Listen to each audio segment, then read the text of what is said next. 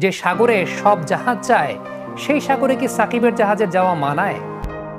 ক্রিকেটের শতবর্ষের রেখায় অনেক বিন্দুর মাঝে লাল সবুজের তো ওই একটাই আমি যে স্থায়ী অমাবস্যার রাতের ওই জ্যোৎস্নার আলো, যে মৃদু হলেও অন্ধকারে পথ দেখিয়েছে বাংলাদেশের ক্রিকেটকে। আমি যে বর্ষার বাতাসে মুকুলিত বসন্ত। আমি ক্রিকেটের পংক্তিমালায় নতুন এক মাত্রা। আমার নাম সাকিব আল হাসান। আমি বাংলাদেশের ক্রিকেটের সূর্যোদয়। বাংলাদেশের ক্রিকেট যদি একটা কাব্যগ্রন্থ হয় তাহলে এর সনেট বা চতুর্দশপদী সাকিব আল হাসান। কবি যা রচনা করেন তাই কবিতা, সাকিব যা দিয়েছেন তাই বাংলাদেশের ক্রিকেট। ক্রিকেটে লাল সবুজের ব্র্যান্ডিং এর বিশ্বায়নের শুরুটা তার মাধ্যমেই। নিজে সমীহ আদায় করেছেন, বিশ্ববাসীকে বাধ্য করেছেন বাংলাদেশকে সমীহ করতে। বিদেশ বিভুঁয়ে ঘুরতে যাওয়া পর্যটক যখন নিজের দেশের পরিচয় দেয়, ওপাশ থেকে লাল সবুজের এই দেশটার বিজ্ঞাপনে তাকেও শুনতে হয় সাকিব আল হাসানের কথা। বংশের তোয়াক্কা না করে খান বা চৌধুরী বংশের কেউ কেউ নিজের সত্যভূমিষ্ঠ শিশুর নাম রাখেন সাকিব আল হাসান। কেউ বা নিজের নাম পরিবর্তন করে নিজেই রাখেন সাকিব।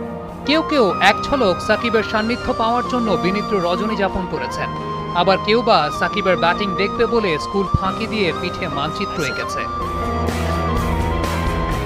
ক্রিকেট বিশ্বে বাংলাদেশের মানচিত্রটাকে দাম বাড়িয়েছে সাকিব।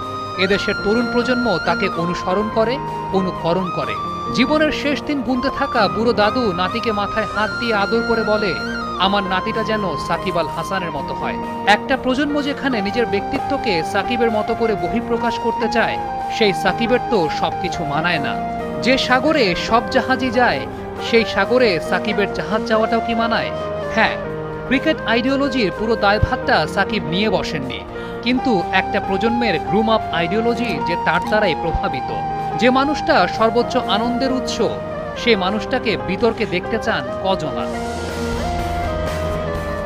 ব্যাপারটা হয়তোবা সাকিব আল হাসান নিজেও বোঝেন দেখেই ফিরে এসেছেন।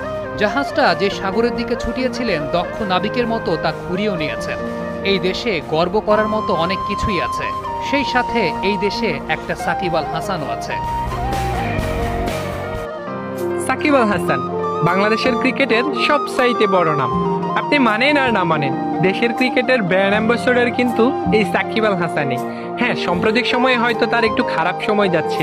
খারাপ সময় বিশ্বের সকল ক্রিকেটারদেরই যায়, তবে সাকিব আল হাসানই একমাত্র ক্রিকেটার যিনি সবচাইতে কম খারাপ সময়ের মধ্যে দিয়ে গেছেন। সবসময় ব্যাট এবং বলে টপ লেভেলের পারফরমেন্স করেছে তিনি। আমি যদি হারিয়ে যাই নীল আকাশের নীলে, তোমরা আমায় খুঁজে নিও সন্ধ্যা তারার মাঝে। বাংলার ক্রিকেটে অনেকে আসবে, অনেকেই যাবে।